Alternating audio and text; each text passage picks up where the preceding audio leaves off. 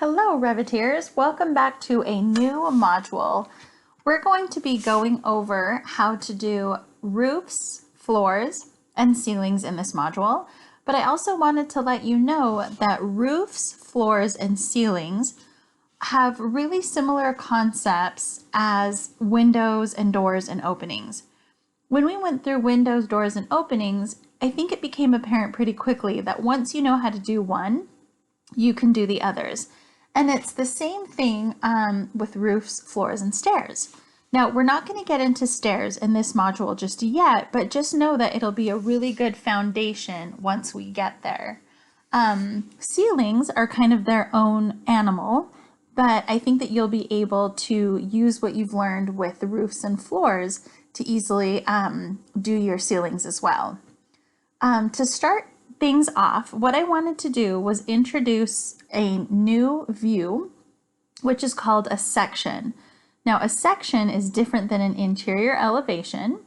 And the way that you put in a section is first you can use our shortcut up here at the top of the screen. This indicates a section line. Now, a section typically goes through the entire building. You could also go to view, and here's that same icon. So section or section. So our first section, I would like to go through our hallway. So if I click from the left and I pull all the way to the right, that gets me through my whole building. And similar to our interior elevations, it has an arrow indicating which way the section is looking. And then this box right here kind of shows the view depth. And you can go outside of the building. I mean, as long as you're standing in here and looking out, you're going to hit the back of the wall.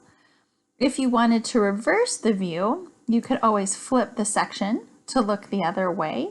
And then you can also rotate the section, or you can cycle through where the heads are. And you can do that here as well on the tail. Now, just so you know, I'm going to click on this again. The National CAD Standard says that if it's a building section, meaning that it goes through the whole building, that you should have these section markers on both ends of your view.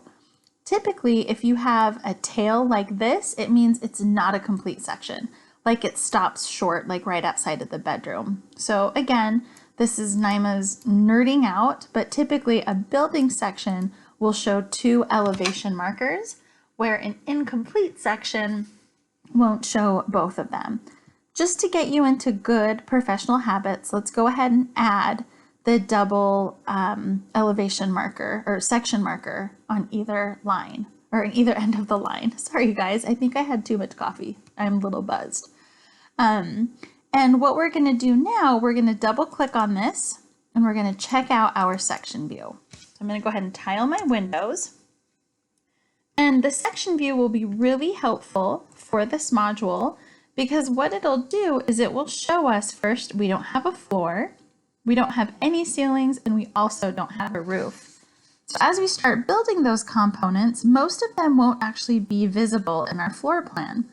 They are visible in other views, but we can see all three of them in the section. So the section will be really helpful today. If you take a look at our assignment requirements, when you pull a section onto a sheet, those views should go on the I or A301s. So looking down here, we've got wall sections, but we want building sections. And Revit just has it as A8 or A9. I don't know if it's automatically going to put anything there. Nope, it hasn't yet. So just make sure that as you create your section views, please rename these sheets like I'm going to do right now to A or I301 and just be consistent. I might not be consistent because I noticed last week, yep, I've got some A's and I think at one point I started adding I's. So shame on me. Yep, I think I started off with A's and then I remembered that I'm working with interior designers, so I changed it to I's. So please be consistent on those. And then once we've got one building section, I also want to create one more. So we have one going, cutting through the building east-west. Let's also do a north-south section as well. So for this one, let's go through the bathroom. So I'm going to use the section that was in the view menu. I'm just going to go ahead and cut down through here.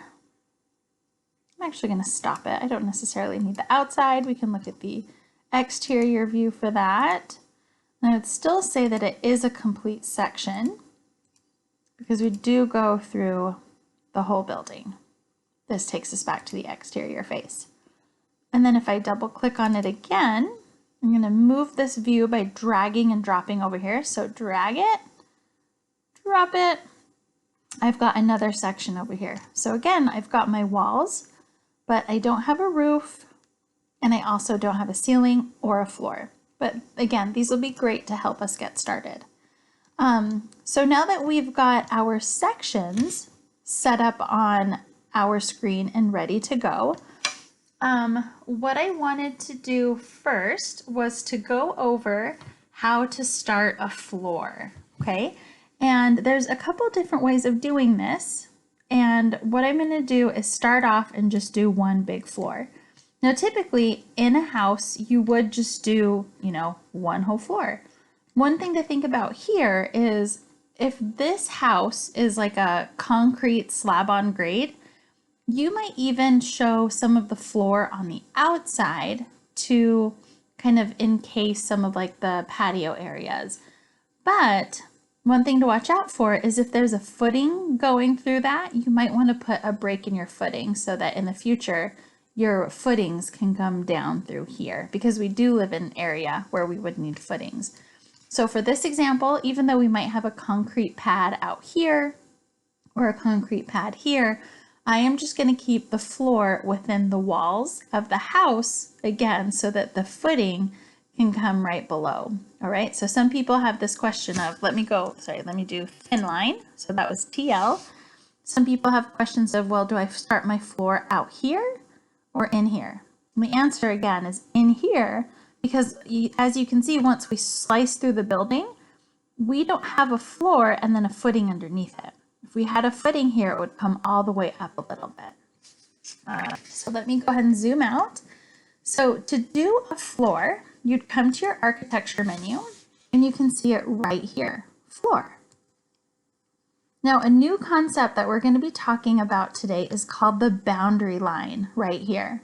And the most important thing that I can tell you to start is you've got a green check, which means you're done, and you've got a red check, which means I don't want this, let's cancel.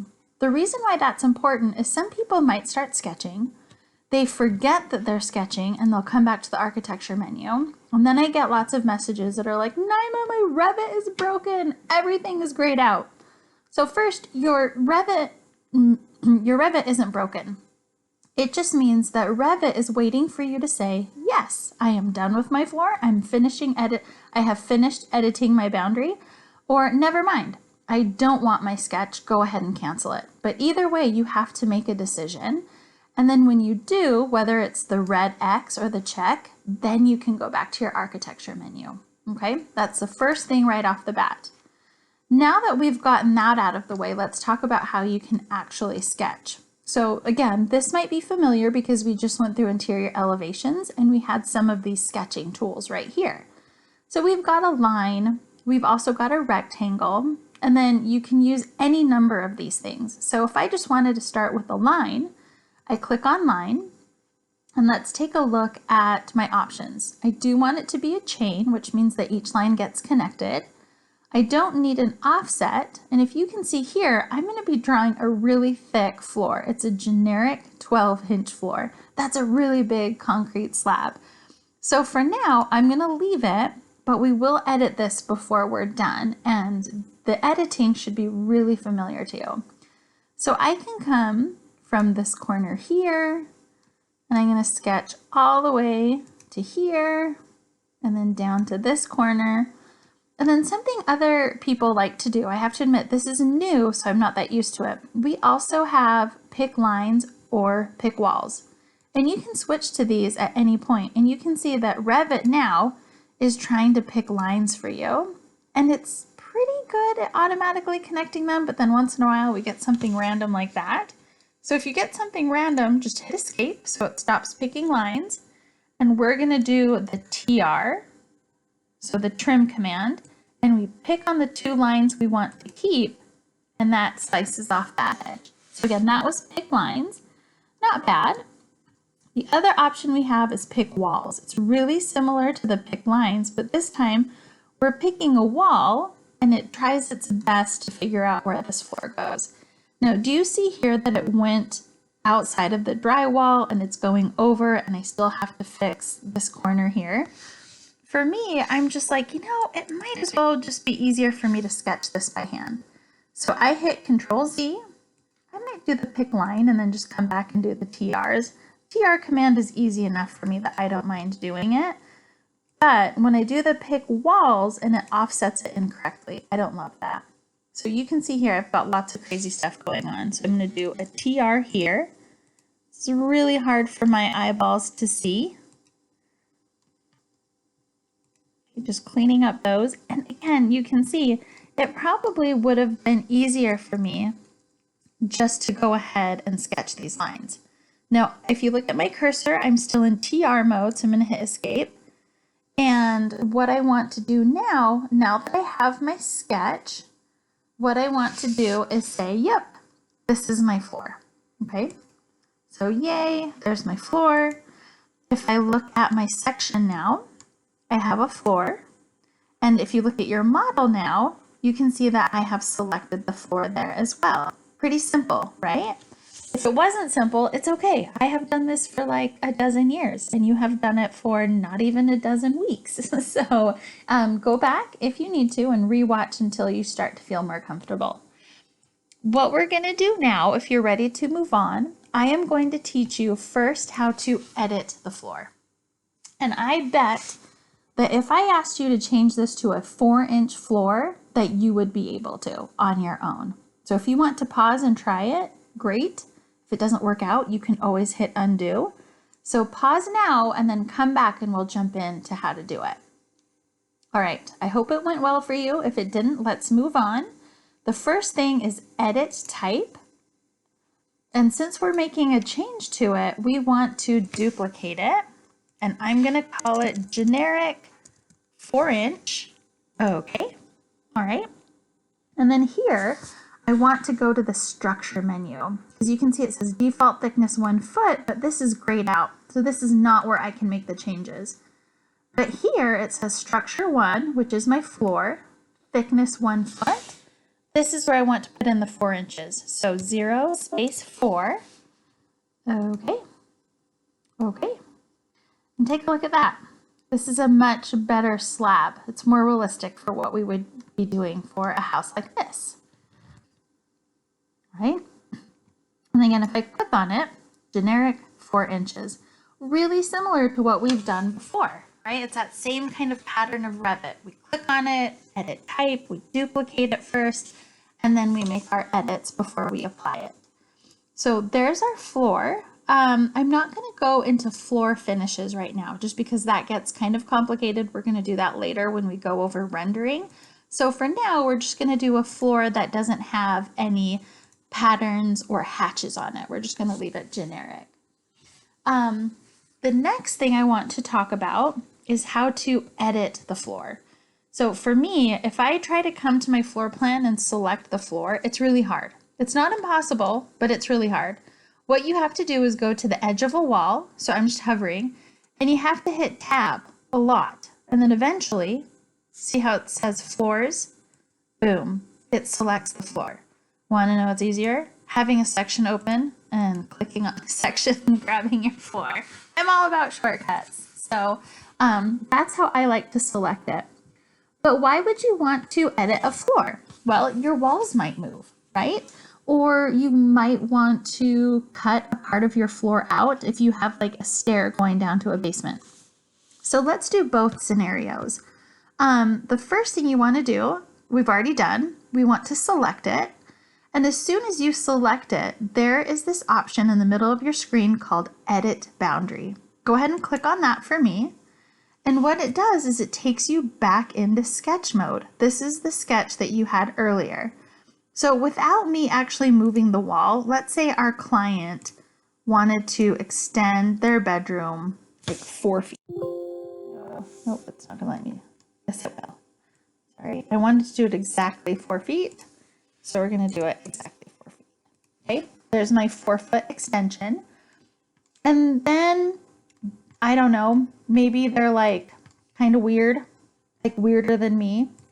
And I want to put a hole in their floor for like, you know, let's just not think about it. It's Halloween. I was saying let's not think about it, but it's Halloween. Maybe there's like some, I don't know, Hannibal Lecter stuff, or they're preppers and they want to have like a hole to like jump out. But really, in reality, you would punch a hole through your floor for a stair. I'm just really excited for Halloween, I guess. So again, we extended it. We added a hole. And what we want to do now is hit the green check button. And here's our floor. It's got a hole in it. It goes past our wall, which is really weird. Just for this example, I'm going to do AL for align. And I'm going to say align this wall. Nope, I did that backwards. Shame on me. Align. Take this and align this wall to it. There we go.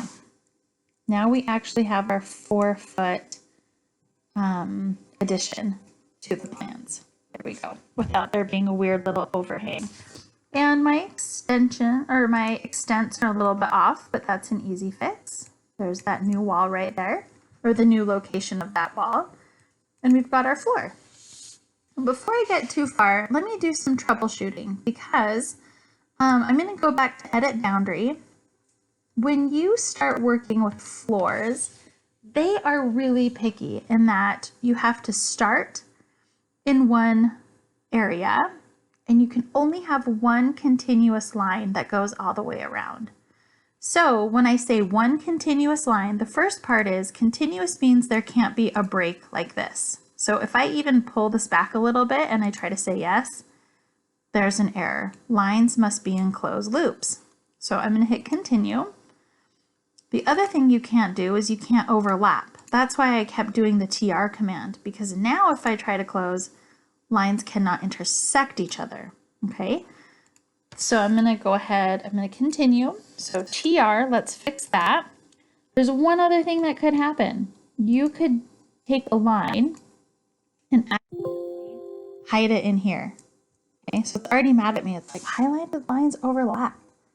Okay, so if I do the green check mark, cannot have overlapping lines. If I hit show, you can see that it's showing me the area where that's happening. So if I hit continue, what I need to do is come back to that orange highlighted area. And what I usually like to do is I just take my mouse and I follow along that line, right? So can you see that there's the one line that works and then there's my overlapping line? I can click on it and hit delete. But here's the thing. If it takes you way too long to figure out what's overlapping, what's not closed, what's not intersecting, just close out, don't save your changes, and start over. Because sometimes it's just as easy and just as fast to start over than it would be to figure out what's not working. Okay, that's my 2 cents. So now that I'm done, I hit the green check mark again. Don't forget to do that, because if you don't, try to go back to architecture. This is where you're going to email me and say, Naima, my Revit's not working. It's frozen. It's not. Just let it know you're done. It wants to know that you're done drawing your floor. Okay, so there's our first part, the floor. Now what I want to do is build on to that idea and start talking about the roof as well. So to start that, what I'd like to do is find our roof plan. So if you go to your views up here, we've got all of our floor plans, including a roof plan. So go to your roof plan for me. And what you can see here is our view markers, which is great. And we're going to do some editing of those in just a moment. But before we do, it's going to be really hard to draw a roof when we don't have a floor plan underneath. So the reason why the floor plan underneath isn't working is, if you remember, when we started this project however long ago, there was a second floor. And this floor plan, or this roof plan, was designed to look at the second floor beneath it. But that got deleted. And so now it has nothing to look at. So what we're going to do is something new. We're going to go into our properties. And then from here, we're going to scroll down and we are looking for underlay. Okay. Right underneath where it says underlay, do you see how it says range base level? That means what range do you want to look at the base? Base implies to below. And what we want below it is the main level. Right now it's none. And as soon as we hit apply, what this does is it kind of ghosts in a base for us so that we can sketch where the roof goes. Now, once the roof is on, we don't want to see the main floor plan anymore. We just want it so that we can sketch out a roof and then move on from there. Okay. So again, this was under properties. Come down for me about halfway, look for underlay, and then under range base level, so base means below, go ahead and turn on main level. Okay, once you have that turned on, then we are ready to start drawing our roof. So in our architecture menu, here's our roof. Now for this first example, we're going to do something really quick, just about as quick as it was on our first day of class where we had our crash course into Revit. So we're going to click roof. Here is our sketch again. And what we're going to do is we're just going to go around the outside of our house or something and create a roof and see what Revit comes up with. Okay, this might not be pretty. And I'm going to hit Control Z because I missed that wall. There we go. I want to make sure I'm to the outside. Okay. Just do whatever. I'm going to hit Escape twice to quit drawing so I can drag this line here. Okay. Just throw in whatever you can. The basic roof, generic 12 inches, and then say yes. So we can see in our section, we already have a roof. I'm not saying it's going to look good, but we have a roof, right? You try to extend this view up. Oh, I need that little blue dot. So let me do this. Let me move this section for a minute. Grab my little blue dot up. Oh yeah, this is going to look good. And I'm just going to click on this default 3D view up here. Let's see what actually happened. Oh, look at this. We've like ruined our modern house. It's fine. So I think this will help because what I want to do is just similar to our crash course. Let's talk about what's going on here. So here's our roof. And what has happened is when we sketched it, so I'm going to come back to our sketch. I'm going to click on my roof. And remember, to edit our sketch, we're going to go to Edit Footprint. When we were doing floors, I think it was called Edit Boundary, but now it's called Footprint. So let's click on that. And here's what happened. So when we drew it, it did a basic, generic 12-inch roof, and it did it at a slope of 9/12. That means for every 12 inches we go over, it came 9 inches up. And that's a really steep roof. So first we have a really steep roof. The other thing that's going on is next to every line, we have this little triangle, which means that it defines a slope. So our roof was essentially hipped at every single point. So if we don't want that, we can come and click on those ends, turn off define slope, and I can click on this and click on define slope. Okay, so let's just start with that. Let's turn off some of the slopes and hit the green check mark to see what that did. Again, I'm not saying it's going to get better. I just want you to understand the concept. Okay, so now here's what it looks like. This is called the gable end. So before it was hipped because it was sloped, and now it's a gable end, which means that it's just flat. There's no slope to it. And if you wanted to, you can come to your slope and let's see what it looks like if we take it down to like a 412. Okay. Definitely not as dramatic as of a slope, right? Those are some changes that you can make.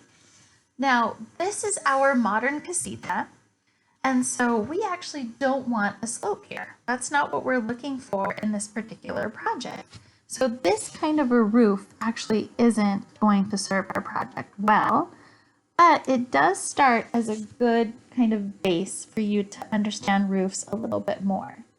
Now, before we get rid of this roof, there's one other thing I want to do, and that is to add an overhang. So again, we're going to click on our roof plan, edit footprint, and typically when you start sketching the first time, it asks you if you want an offset, which is similar to an overhang. But since I've already drawn a roof, what I want to do is, let's say I want like a 2-foot overhang, I can use the offset command. And we talked about that when we were going over interior elevations. We're going to use that again. So the shortcut is OF. And here it tells you first, how much do you want to offset? Now a 3-inch offset would not be enough. Let's do at least a 2-foot offset, and let's turn off copy, because what that's going to do is it's going to grab these lines and just move them without copying them. See how we're adding a roof offset now? That looks good to me. And now you can also see it kind of coming off of the building a little bit. So let's do our green check mark. There we go. Not bad. Really quick way of getting into the concepts. Now there might be something super weird that you're looking at, which is, Naima, we have a giant hole between the roof and the walls. It is actually a very easy fix. So if you ever wanted to do a sloped roof, which you might in other classes or even for your final, what you'll be doing is first you want to grab the wall.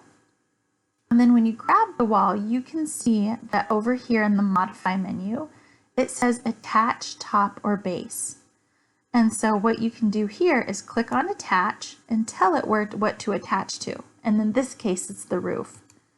So as soon as I do that, it shoots up the wall all the way up to the roof. And you can do that fancy, hover, tab, click to grab hopefully most of your walls, if not all of them. Do the attach top base, click here. Now I obviously didn't get all of my walls, but I did get a good portion of them.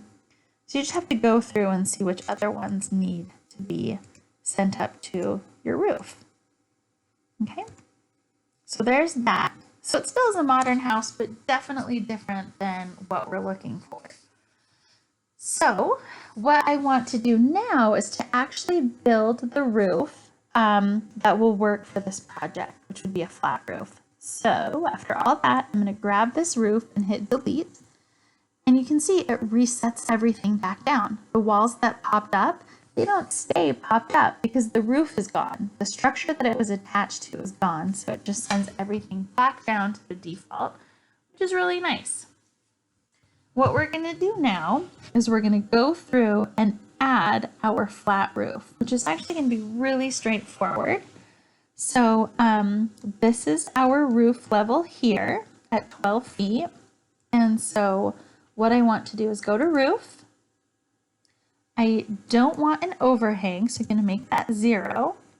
And I also don't want to define a slope. So that means anything I sketch, let's make sure that stays. Okay, good. So once I hit sketch, if we turn off define slope, now when I start sketching, and this is going to go to the inside because the walls pop up like something called a parapet, you want your, you don't want any of these roof lines to have a slope. So now you can see those triangles that were there before are gone. And we are going to the inside so that the walls can pop up above where we are. All right, so if that looks okay, let's go ahead and hit the green check button. And we've just kind of got this roof hanging out, right? Not bad. We're almost there. So one thing that you can see is we've got our walls and we've got the roof up here.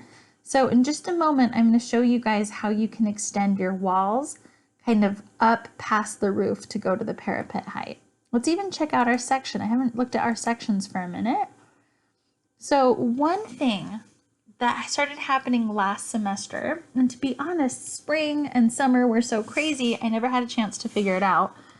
This drives me crazy. We have a roof, and it does say to go on the base level roof, but do you see how it's hovering just above where our walls are? And this might only be like a 1/4 inch off. Let's see how far. Oh, this is 2 inches off. Ugh, that's terrible. We do not.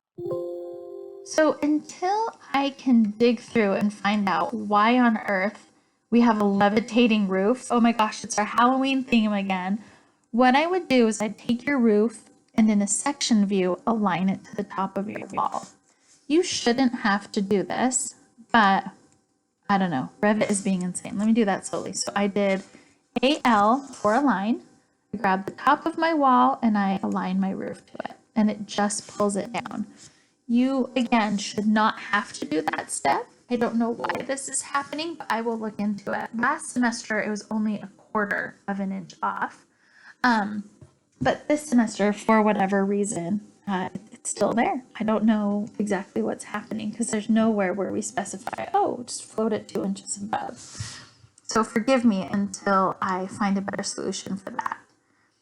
So now we've got our roof in place.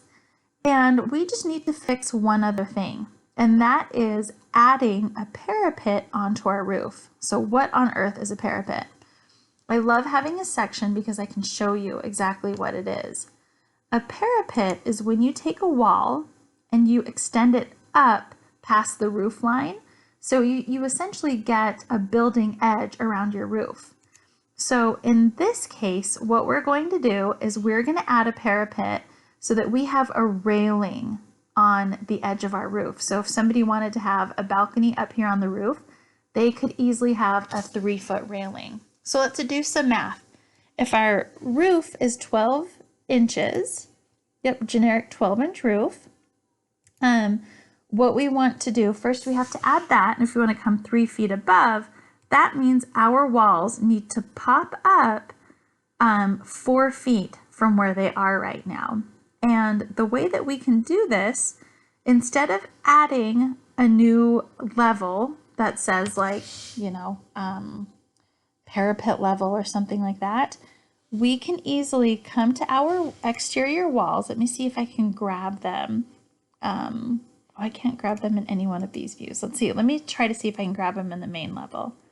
Depending on how I drew this, it might get all of them, but it might not. So I'm going to do my hover, tab, click. Okay, that was lucky. I got all of them except for these. So remember, to add walls, you have to hit Control, click. Okay, or you might want to just grab them separately, right? That was really lucky. That might not happen to you, but I just happened to be really lucky there. So now that I have all of my exterior walls selected, not my interior, what I want to do is there is something up here called a top offset, which means, okay, once it gets to the top, we're going to offset it or extend it up another 4 feet. So 4, enter, apply. And what that does, it allows my walls to still be attached to the roof, but they're always going to be 4 feet above. So even if the roof moves down, I'll still have 4 feet above. If the roof moves up, I will still have 4 feet above my roof so that I can have that kind of pretend railing. So if I check this, oh, thank you, I do want to save. I can go from here to here. There we go. And I have that extra 2 inches because I had to move this dang thing, which is okay. That still works for me. So yeah, that's how we get a roof parapet.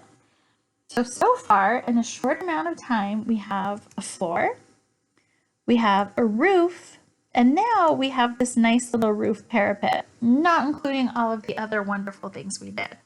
Now, the last thing I want to do is start adding the ceilings, but this is a good place to take a break, so I'm going to do that in a separate lecture, and we will go ahead and finish this up with ceilings. Thanks, everybody, for hanging with me so far. Oh, I lied. Don't leave. Come back. One other thing that I want you to do while you're on your roof plan, don't forget that before you're done, before you put it on your sheet, or at least before you turn it in, turn off your underlay. Because remember, when you turn it in, I want to actually see your roof. So somewhere in here, let me go to my roof plan. Here is my underlay. I'm going to turn that to none. Okay, This is really all we see for the roof, which is okay. We see my exterior walls that come up to the roof level, and we don't see any of the interior walls because those are being covered up by my roof. Now the last thing that I would like to see, and this is actually skipping ahead 1 week, but just trust me with it for now. Actually, no, I'm not going to do it. I lied. We're going to stop it here. This is good. This is just what I want your roof plan to look like. And now I'm really signing off.